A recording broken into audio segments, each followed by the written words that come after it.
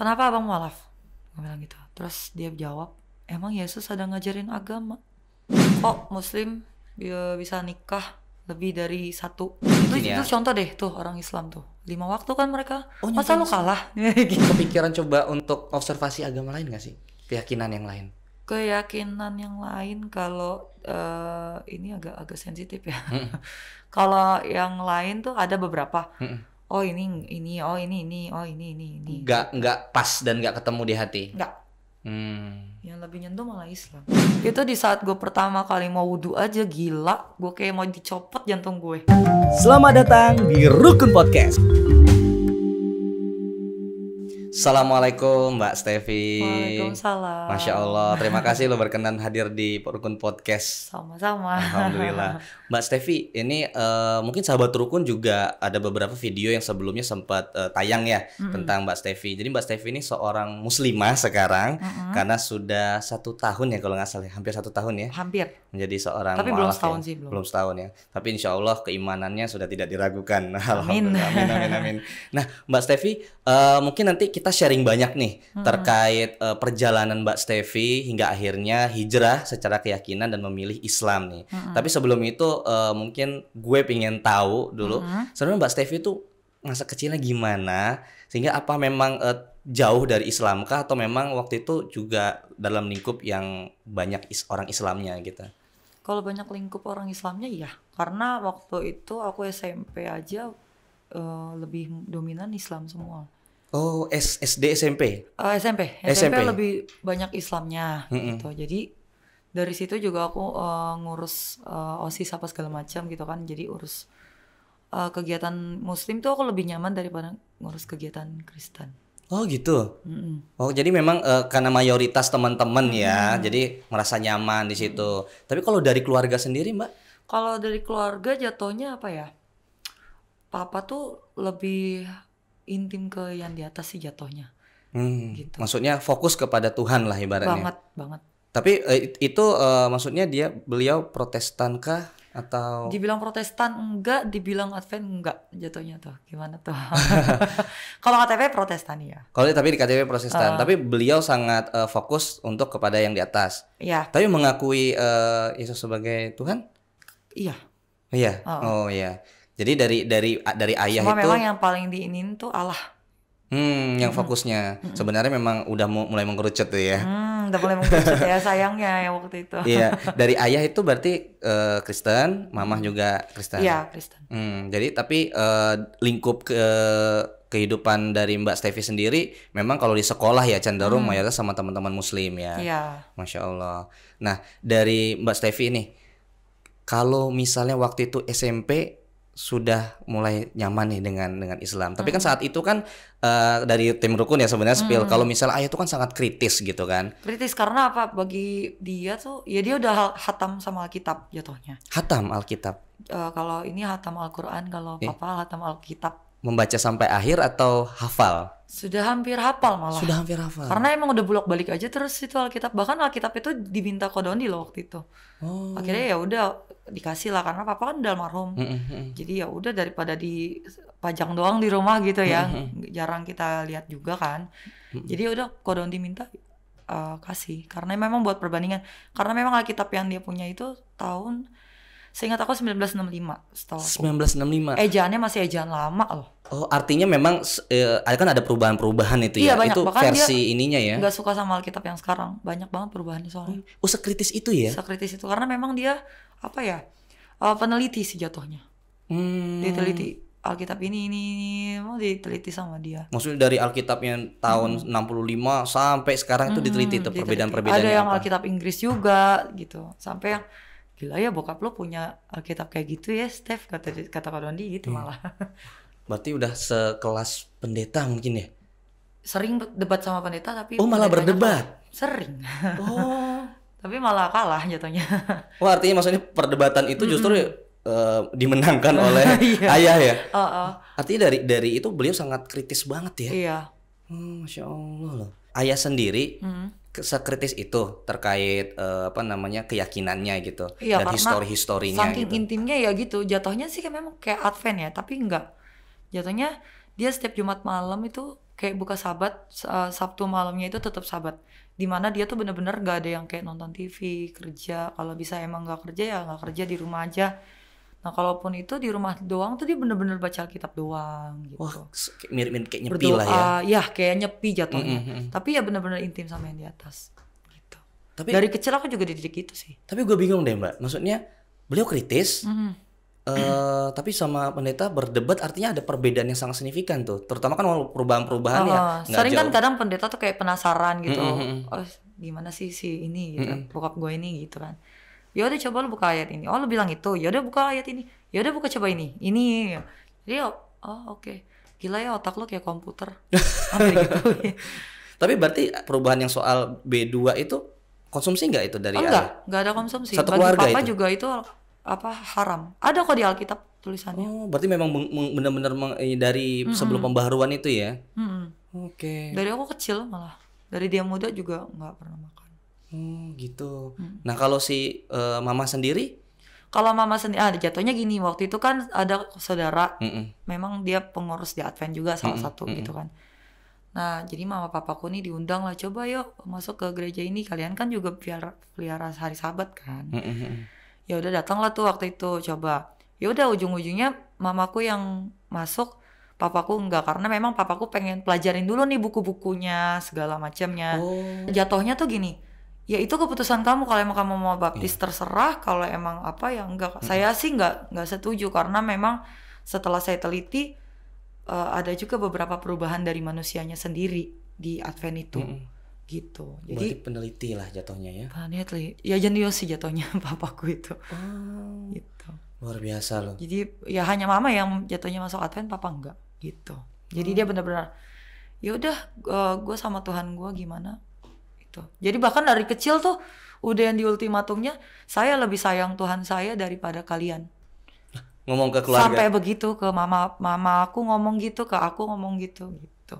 Loh, itu nilai Islam juga loh, bahwasanya ya tingkat kecintaan kita itu terhadap Tuhan dengan keluarga tuh berbeda. Tidak bisa ditandingi itu sama sekali. Betul. Gitu. Apalagi semenjak papa bangkrut waktu itu. Papa bangkrut juga udah dari situ benar-benar dia deket sama yang di atas kan. Apalagi kakakku almarhum juga kan. Jadi ya udah dia benar-benar deketin diri lagi sama Tuhannya. Gitu.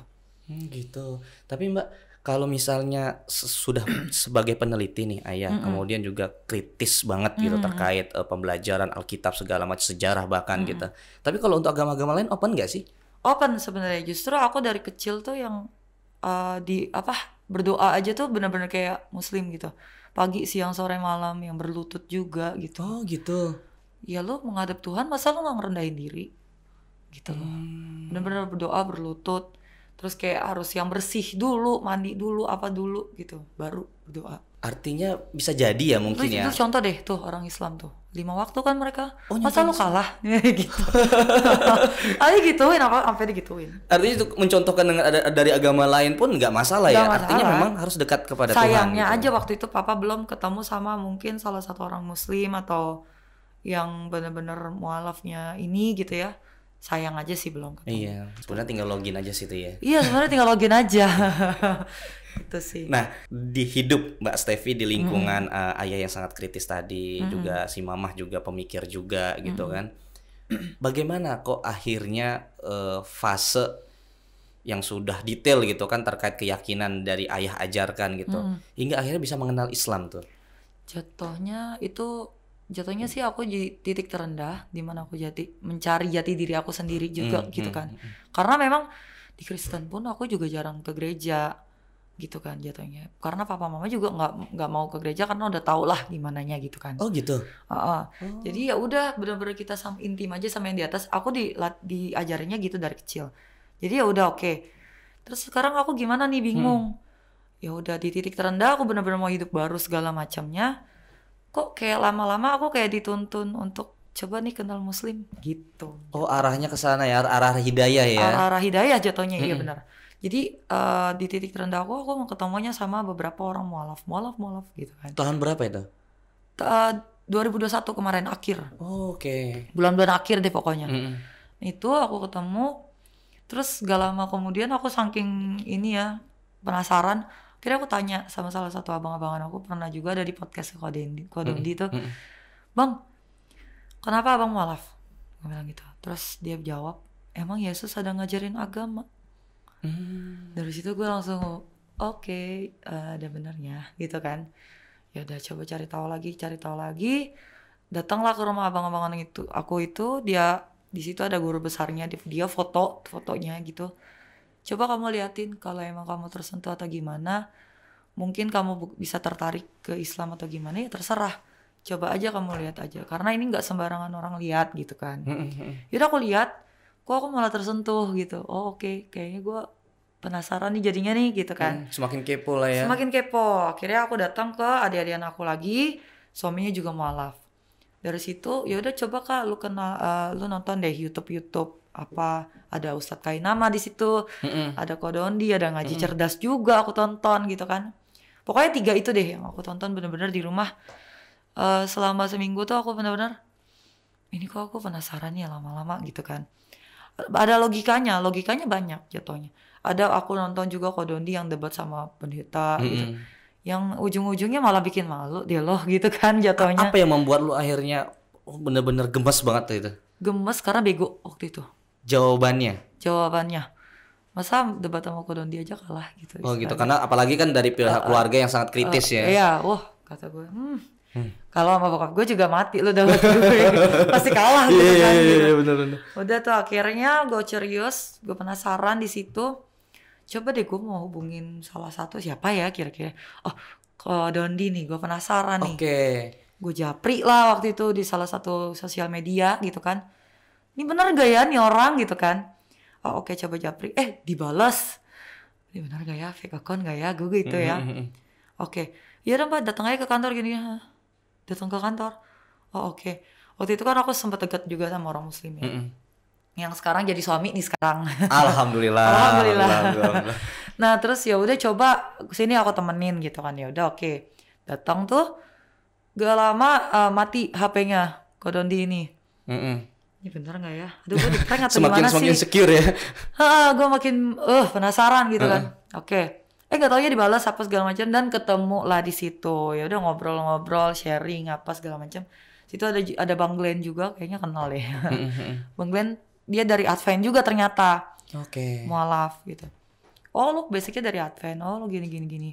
Ya udah dari situ sharing-sharing sama Kodondi. Terus dia ceritain orang Islam tuh gini loh.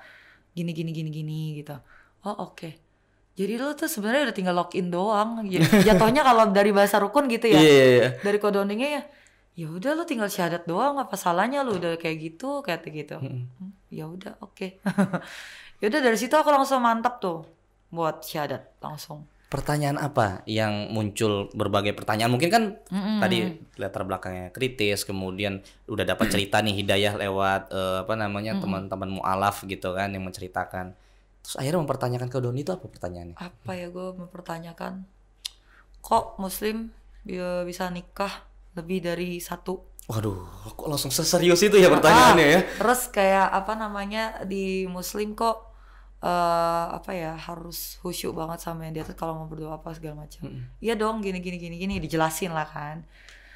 Terus kalau masalah nikahnya itu lebih dari 1 itu sebenarnya dari dulu, di zaman dulu Nabi kan dibolehin ya lebih dari 1. Karena memang ada salah satu yang istrinya sakit, nggak bisa menafkahi batin suami gitu kan. Suami wafat karena korban perang ya. Iya, terus akhirnya diperbolehkanlah lebih dari 1 gitu. Nah kalau sekarang tergantung bisa nggak gitu. Kalau emang nggak bisa ya jangan lo paksain gitu kan.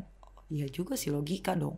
Oh itu logis tuh ya. Logis dong. Iya betul. Benar, logis. Kayak misalnya nih Mas Sigit suami istrinya yang sekarang nih misalnya ya. Gak bisa ngapa-ngapain atau sakit benar-benar apa. Kalau emang istri mengizinkan untuk nikah lagi ya kenapa enggak gitu kan jatuhnya. Karena di Islam sendiri kan sebenarnya itu sudah jadi aturan ya. Tapi kan nih ada sebenarnya Mbak. Kan ada ayat sebenarnya An-Nisa itu boleh menikah 2, 3 atau 4. Tapi ada ayat lanjutannya loh. Wa khiftum ala ta'dilu fawahidah. Kalau misalnya enggak takut terhadap tidak berlaku adil, 1 aja kata dia. Iya. Kata Allah ya. Iya itu dibilang Kodoni juga. Jadi gini, kalau emang lu beneran mau lebih dari 1, tapi lu nggak mempertanggungjawabkan, sama aja lu dosa. Iya betul. Pilih mana gitu loh. Mau beneran satu atau mau dua tapi lu gak bisa ini gimana, ayo. Kalau misalnya lu gak bener-bener bertanggung jawab atau gimananya, karena gak gampang loh. Betul. Gitu. Karena adil itu kan juga susah tentu. Susah banget. Satu aja. Belum tentu juga istri yang pertama belum ridho. tentu adil dan ridho ya. Iya. Tapi sekarang Mbak sebenarnya ada lebih berlapis sih, secara negara kan sudah disahkan juga kalau misalnya mau poligami harus mendapatkan izin tertulis dari istri sih. Ya karena secara umum cewek ya. Mungkin dari mulut ya udah gitu kan. Tapi kan dari hati ayo. Iya betul. Itu sih. Oknum sih sebenarnya juga kan. Maksudnya banyak pelaku-pelaku yang poligami sebenarnya menjalankannya tuh aturannya sudah dibolehkan, tapi ketika pelaksanaannya sama aja. Memilih siapanya itu kadang kan sukanya yang muda-muda lagi aduh. Terus kayak benar-benar Kodondi juga bilang Islam tuh tauhid satu, tidak ada yang lain-lainnya gitu. Itu yang benar-benar iya memang satu. Aku dari kecil juga nganggap satu Tuhan kok, Allah gitu. Nah kalau misalnya mempercayai kepada Tritunggal? Kalau kayak Tritunggal itu ya waktu itu Papa sering tuh ngejelasin. Ujung-ujungnya satu kata Papa gitu. Ujungnya cuma satu. Karena kalau Yesus itu jatuhnya emang perantara jatuhnya. Iya. Sama itu di yang, Islam pun begitu. Ya udah berarti lo sama bokap lo tuh ya sama katanya gitu. Jatuhnya tauhid gitu digituin. Ya udah apa bedanya lo katanya gitu. Pernah kepikiran coba untuk observasi agama lain gak sih? Keyakinan yang lain? Keyakinan yang lain kalau ini agak sensitif ya. Kalau yang lain tuh ada beberapa. Oh ini, oh ini, oh ini. Nggak pas dan nggak ketemu di hati? Nggak. Yang lebih nyentuh malah Islam. Di Islam tuh lebih menghargai Tuhannya. Satu, menghargai penciptanya satu. Terus kayak khusyuknya mereka sama yang di atas. Mereka kalau mau berdoa aja tuh bener-bener yang harus bersih dulu, harus apa dulu, wudu dulu, harus bersih, harus suci apa segala macam. Nah gue sama bokap juga dari kecil juga begitu. Lo mau gini deh logikanya nih ya kata bokap dulu. Lo mau ngadep presiden, lo mandi bersih wangi nggak? Oh iya, celana bahan lagi. Kalau nggak celana bahan nggak boleh masuk istana. Ke meja. Pasti kan kata bokap gitu. Masa lo mau ngadep Tuhan lo yang ciptain lo, yang nyiptain dunia, yang nyiptain semua, terus lo biasa aja gitu ya. Iya. Jadi bener-bener kayak jatuhnya memang bokap kalau mau berdoa juga gitu. Celana bahan dulu, kayak meja dulu, rapi, mandi, wangi, bersih, baru dia berdoa. Berlutut dan menadahkan tangan begini, dia nggak begini. Gitu. Ini pun dari kecil aku nggak gini berdoa. Seperti ini. Sedetail itu ya. Sedetail itu. Karena lo minta kan sama yang di atas. Iya. Lo minta begini kan, lo minta sama presiden begini nggak? Masa begini? Iya. Gitu jatuhnya. Gila. Logikanya itu sih. Keren banget sih. Benar-benar yang berlutut. Bila perlu pala lu tuh ke lantai. Berarti sama kayak sujud sholat Islam ya? Kata gue gak jauh beda dong. Gitu. Iya. Relate banget. Mungkin kita bisa mungkin mengira-ngira ya. Ya memang beliau itu secara identitas dan keyakinannya tuh ke tauhid sih. Iya, lebih ke tauhid. Makanya sih. Kodondi juga bilang itu tuh sebenarnya tauhid banget bokap lo dulu gitu. Sayang ya kita nggak ketemu. Dan memang sayang bokap almarhum di 2019 kan. Aku ketemu Kodondi 2021. Sayang banget gak ketemu. Tuh kalau ketemu gue mungkin ngobrol sama bokap lo dari pagi sampai ke pagi kali. Wah iya kok. Gue bilang kan, bokap gue memang suka begitu. Dapat apalagi tentang kitab apa segala macam, dia suka. Misalnya nih, kalau dia banyak kan buku-buku apa, pasti dipelajarin sama papa. Dipelajarin dia? Pasti. Orangnya apa ya? Ya jenius sih memang orangnya. Terus peneliti gitu. Ada satu buku nih yang dikasih ke Kodondi itu tulisan tangan gitu kan? Oh iya, itu rangkuman papa. Sebenarnya ada lagi rangkuman papa, tapi sayangnya ya, mama kan waktu itu sempat juga tinggal di rumah saudara tuh, nginep sih beberapa hari. Jatuhnya ya udah sini coba aku minta rangkuman itu tuh. Saudara nih, dia pekerja di gereja. Gak tahu deh gue, mungkin ada tujuan apa gimana gitu, minta rangkuman dari bokap. Dikasih lah sama nyokap gue gitu kan. Sayangnya, coba kalau misalnya itu itu belum balik berarti? Nggak balik? Nggak dibalikin. Sayangnya, coba kalau misalnya dibalikin, Kodondi baca orang itu salah satu rangkuman itu aja. Kodondi bilang, gila ya bokap lo ya, diteliti lo sampai yang sejarah-sejarah Nabi apa segala macam. Iya semuanya ada. Benar. Dan itu sampai detail banget. Jam berapa orang di zaman ini anaknya nabi-nabi itu didetailin seperti itu. Didetailin semua. Wow. Ya, Alkitab yang tahun berapa, terus ada yang Alkitab Inggris juga, benar-benar diterjemahin sama dia semuanya gitu. Di zaman itu malah nggak ada yang istilah kata YouTube. Iya. Mana ada YouTube, terus apa yang ada dia dari buku ke buku, pengetahuan ke pengetahuan. Tapi menulis buku juga nggak itu? Nggak nulis buku. Enggak. Memang lebih ke hanya arsip sendiri ya. tulis sendiri. Tangan sendiri.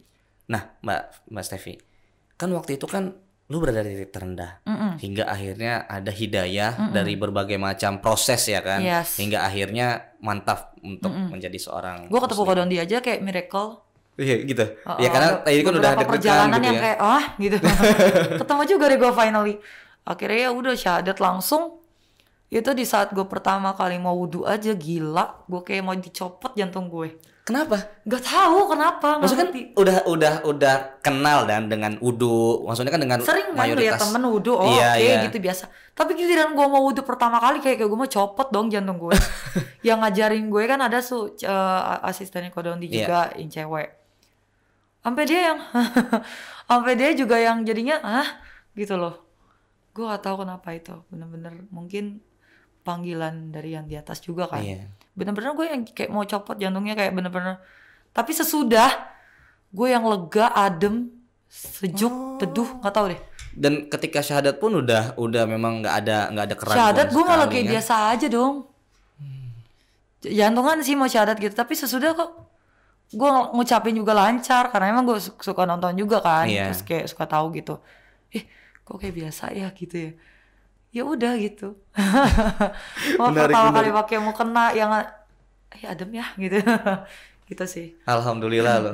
Tapi setelah masuk Islam nih gitu. Kaget nggak dengan ibadahnya, kegiatannya? Suka karena mereka lebih menghargai yang di atas. Itu justru aja. Suka ya. Suka.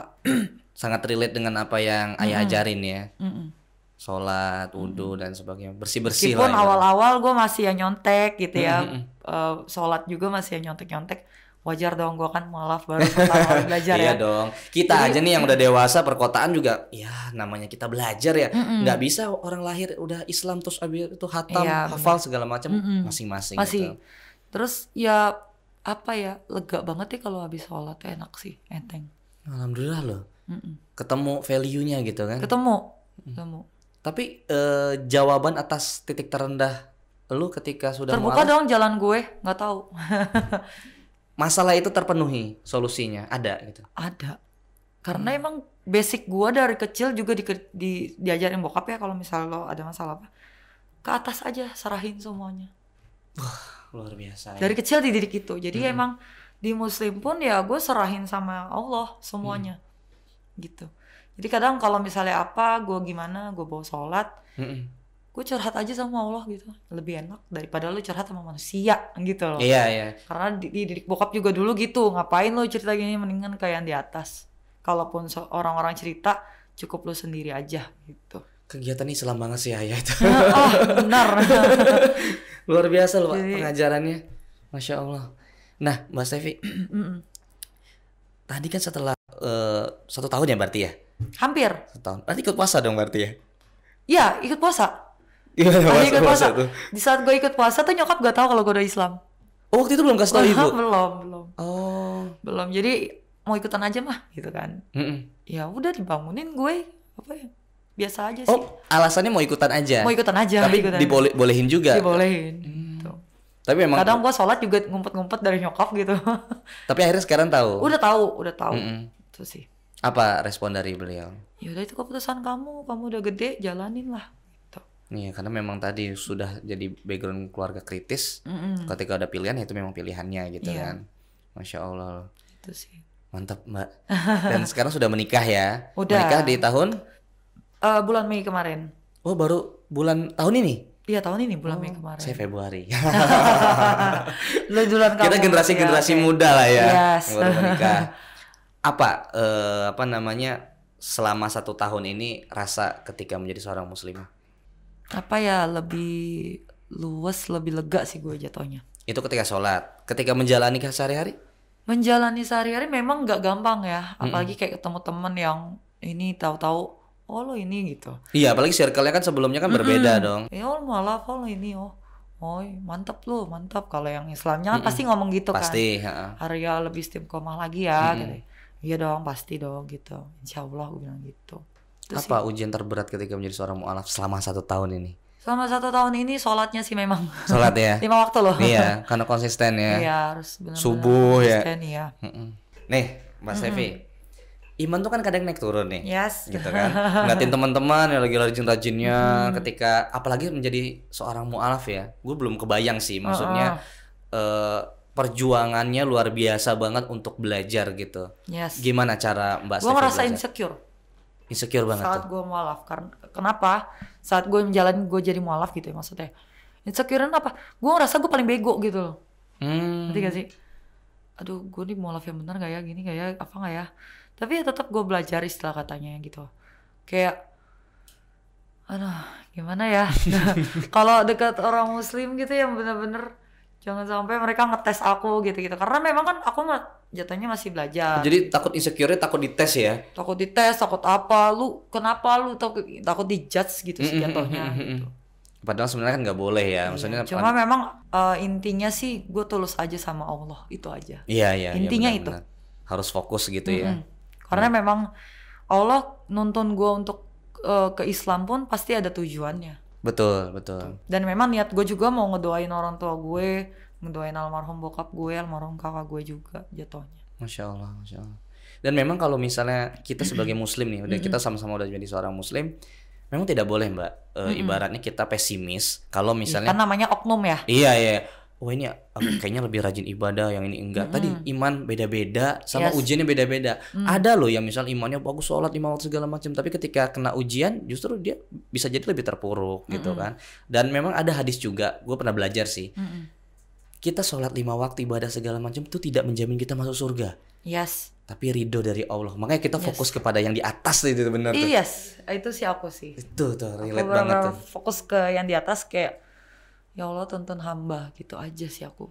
Mantap. Oh ya, sempat kepikiran nih. Kan mualaf nih tahun kemarin, akhirnya nikah di bulan Mei kemarin. Suami itu nanya-nanya atau ketika kenal itu udah mualaf atau belum? Ketika kenal gue belum mualaf, tapi di situ dia nggak ada istilah katanya sama sekali bahas tentang agama gue, agama dia. Oh nggak ada sama sekali tuh? Nggak ada, biasa aja. Gitu. Karena memang masih tahap perkenalan juga kan. Memang ada rencana mau serius, cuma dia nggak ada sama sekali bahas tentang agama gue apa gimana enggak sih. Mungkin beliau juga feeling kali ya. Ini juga kayaknya secara keyakinan kritis, nanti gue lagi yang dikritisin nanti. Ya gitu sih, enggak yang apa tentang agama gue, agama dia, enggak ada sih. Apa responnya ketika Mbak Stefi bilang, gue mau mualaf nih gitu? Lo beneran mau mualaf bukan karena gue kan lo? Oh oke. Dia malah make it sure gitu. Pede banget loh gitu. Aku malah gitu, pede banget loh bilang gitu. Enggak lah, gila, masa Tuhan gara-gara lo iya gitu. benar-benar, masa kita berkeyakinan hanya karena manusia gitu ya. Mantap. Tapi setidaknya mungkin ada jalan dari dia juga gitu kan. Iya, itu kan tadi proses hidayah kan. Iya. Lewat ketemu orang-orang yang mualaf yang cerita, ketemu Kodondi, ketemu calon suami yang setelah sekarang gua sudah jadi mualaf suami. banyak ternyata lingkup gue tuh yang mualaf, hampir semua mualaf gitu lah. Oh ya? Kata gue. Oke, jadi kayak suka sharing gitu loh, mualafnya apa, ada yang dari Katolik mualafnya. Oke. Ada yang dari keluarganya Konghucu, ada yang apa. Jadi wah parah deh. Itu ketemu setelah mualaf atau memang setelah teman mualaf, sudah lama? Setelah mualaf. Sebelum juga ada kan abang-abangan aku yang pernah diundang Kodondi juga. Itu hidayah sih, Masya Allah sih. Ada juga yang kayak teman gue ada di kampus waktu itu. Beliau non muslim. Ya sedekat itu pun kita udah ceng-cengan segala macam. Ya karena memang belum hidayah ya belum aja gitu. Kita biasa aja gitu. Tapi kalau udah hidayah ya bagaimana Allah mengatur ya pasti akan ketemulah jalan titik terangnya ya. Makanya itu sama suami gue juga sebelum kita nikah juga aku bilang emang gue pengen tahu nih ini lo mau bantu gue nggak gitu kan. Ya kayak gue ke Kodondi dia ngantar apa gitu kan. Terus kayak lu gini ya udah bantu gue ya, ajarin gue ya. Benar-benar jadi pembimbing juga ya suami ya. Iya pembimbing. Nah ini agak flashback Mbak. waktu itu kan lu besar di keluarga yang tadi kritis tadi.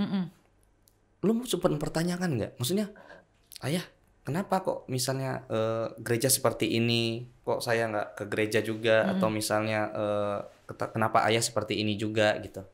Gak tahu ya gue ya, mungkin kalau gue sih ngerasanya dia tuh beda sendiri lah dia dari agama ya Kristen gitu. Dia beda sendiri karena semua warna di Kristen juga itu beda sendiri. Dia ya karena beda sendiri karena apa? Karena memang dia satu kan sama yang di atas gitu.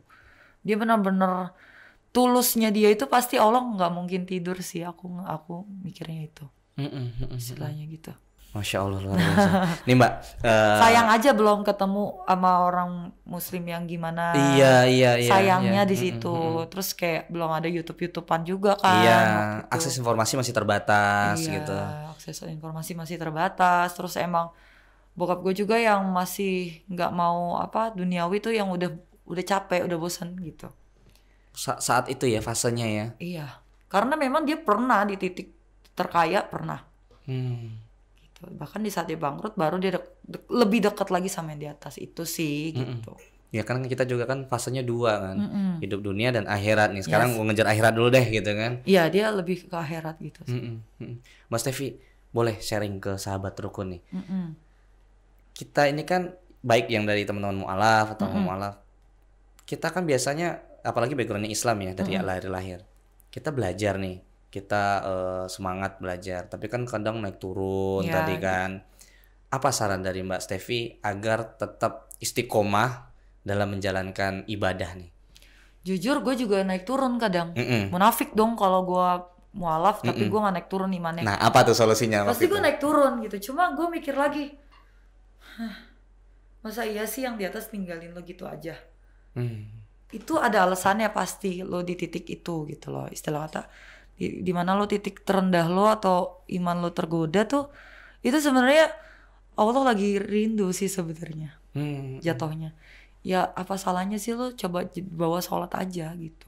Sholat ya, dibawa sholat terus kayak sering-sering aja ngomong sama ya Allah, ini kok gue gini ya, ini kok gue gini, ini kira-kira gimana ya, jadi kayak daripada lo ngobrol sama sahabat, sama teman, sama orang-orang saudara atau apa gimana, coba deh lo ngomong secara intim sama yang di atas, pasti lebih ketemu jawabannya.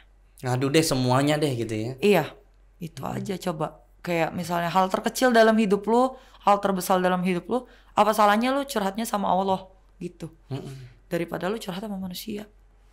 Itu sih. Sama satu lagi, teman-teman yang masih non muslim nonton nih di kajian nih sahabat rukun nih podcast nih, tapi beliau masih ragu, takut gitu, atau misalnya insecure gitu dalam memilih gitu kan, jadi dia masih masa pencarian nih. Saran dari Mbak Stevi apa nih? Gak usah insecure, gak usah gimana sih, kalau emang niat lo tulus untuk yang di atas satu gitu ya udah apa salahnya sih lo berkelana gitu. Misalnya kayak agama ini kalau emang nggak ngeklik ya udah, ini nggak ngeklik ya udah. Tapi open minded ya di situ. Jangan yang hati lo masih beku, masih yang gitu loh. Ngerti gak sih? Ya lebih fleksibel aja sih gue saraninnya gitu. Namanya mencari kebenaran harus objektif ya. Gitu. Terus logikanya dijalanin aja gitu. Asik, logikanya gimana nih? Mantap Mbak Stevi. Lebih terbuka aja pikirannya. Kalau emang jalannya untuk ini pasti ada. Terbuka pasti. Seharusnya berarti lu gak harus insecure dong, karena kan secara mungkin ibadah masih belajar ya, tapi secara pemikiran itu udah dididik dari kecil sebenarnya. Iya sih. Iya kan? Cuma kayak misalnya ngaji aja juga gue belum terlalu fasih gitu. Bertahap memang. Dan memang teman-teman mualaf gue juga pada gitu sih. Nanti kapan kita rukun ketemu deh, kita podcastin semua. boleh. Justru ada yang unik tuh dari keluarga yang Konghucu apa segala macamnya. Wah. Itu yang dari Konghucu, dari Katolik, dari warna macam-macam. Memang kalau lihat dari podcast kita itu hidayah tuh luar biasa loh. Aneh-aneh aja. Ada maksudnya sih. Sampai ada nih yang belum kita podcast ini. Mualaf kan nonton Indosiar. Oke. Yang hidayah yang ibaratnya yang lebay lah sebenarnya, tapi dapat hidayah, berarti kan kita nggak bisa meremehkan hidayah dari manapun gitu. Kayak gue berapa hari nonton YouTube ya Kodondi, Ngaji Cerdas, Ustaz Kainama, gitu-gitu. Gue yang langsung pengen ketemu Kodondi gitu loh. Tapi gue mikir, duh pengen banget ketemu nih orang gitu kan. Kok mirip-mirip kayak bokap gue ya caranya dia gitu kan. Oke. Yaudah coba deh gue japri. Gue kira fake account atau gimana, nggak taunya bener-bener oke. Akhirnya kan gue ketemu gue disyahadat di situ. Berarti kan emang udah jalannya. Iya benar. Karena emang gue minta sama yang di atas, gue berdoa Tuhan ya, karena satu kan gitu istilahnya. Yaudah deh Tuhan, tunjukin jalan gue nggak tahu nih gimana nih gitu. Gue mau nanya ke siapa, mau ke bokap gue udah nggak ada gitu kan. Ini gue cuma satu nih, lu doang nih Tuhan, bantu gue deh sekarang gitu. Tonton deh gue, kalau emang menurut engkau di Islam aku bisa lebih baik, bisa lebih terarah, bisa lebih teratur gitu kan, kenapa enggak, ya udah coba tonton ya Allah gitu. Bener ketonton gue, bener-bener ada aja jalannya, lurus aja udah kayaknya, kayak lempeng aja gitu. Alhamdulillah, keren banget sih. Dan bener-bener setelah gue mualaf juga kayak terbuka gitu semuanya. Alhamdulillah. Dan semoga istiqomah gitu. Yes. Masya Allah. Pribadi gue juga jadi lebih baik gitu sih, lebih terarah, lebih tertuntun gitu. Ini sih. Gue sebagai muslim dari lahir agak insecure nih. Malah lo yang insecure. Iya makanya. Tapi kan kita berlomba-lomba dalam kebaikan sih. Iya. Harusnya jadi bikin semangat sahabat rukun harus juga. Harus semangat. Betul. Thank you loh Mbak Steffi. Sharing sama sahabat rukun. Semoga ini jadi ladang juga inspirasi, kebermanfaatan. Karena memang tujuan dari sahabat rukun, dari rukun sendiri kepada sahabat rukun, itu kita pengen kebermanfaatan lewat sharing-sharing ini. Sahabat mualaf, teman-teman hijrah gitu kan. Biar kita pahala ya tentunya ya. Kan salah satu ladang kita kan ya lewat amal jariah, kemudian doa yang bermanfaat gitu. Apalagi kita sudah berkeluarga ya kan. Masya Allah, thank you ya Mbak Steffi. Buat sahabat rukun juga semangat terus untuk dan istiqomah dalam beribadah. Kemudian jangan lupa juga untuk subscribe tentunya channel kita biar kita bisa mengundang narasumber keren lagi kayak Mbak Steffi dan next Mbak Steffi selanjutnya ya. Dan juga jangan lupa juga untuk di like, komen dan di share ke sahabat rukun lainnya. Terima kasih Mbak Steffi. Sama-sama. Assalamualaikum warahmatullahi wabarakatuh. Waalaikumsalam warahmatullahi wabarakatuh. Selamat datang di Rukun Podcast.